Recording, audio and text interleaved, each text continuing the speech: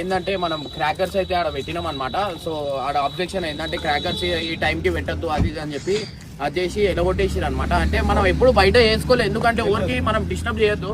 So అట్లా అని చెప్పి ఆడికి పంపించేసారు. సో బండికి ఒక ఫైన్ వేసి పంపించేసారు అనమాట. సో ఇప్పుడు ప్రెసెంట్ అయితే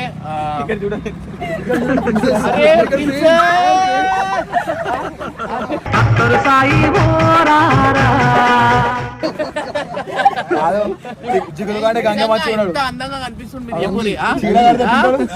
ఐటమ్ రాజా.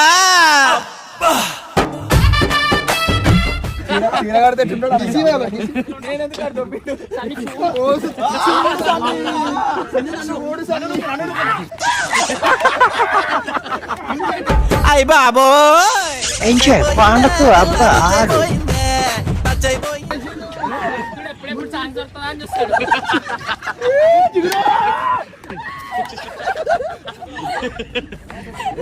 అదే నాకు ఇన్ఫెక్షన్ ఉంది, లివర్ ఇన్ఫెక్షన్.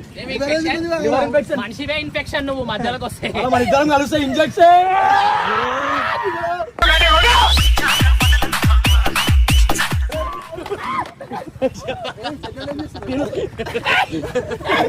ఇంకా నా వయసు నిండా పడాలి, చీటికి మాటికి చెయ్యేస్తే చుట్టూ కుర్రాలే.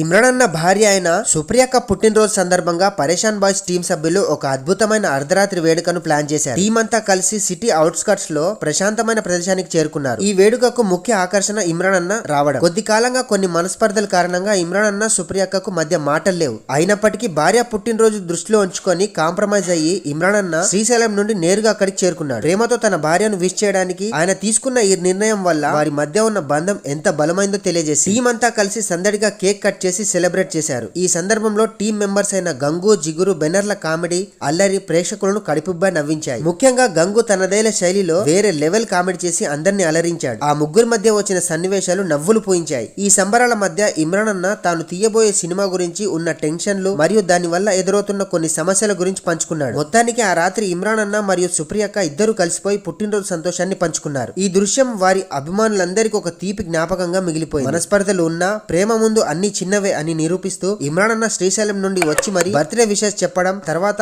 అందరూ కలిసి ఆనందంగా గడపడం నిజంగా ఒక మధురానుభూతి. వారిద్దరి సంతోషాన్ని చూసి పరేషాన్ బాయ్స్ టీం సభ్యులు మరియు ప్రేక్షకులు ఎంతో ఆనందించారు.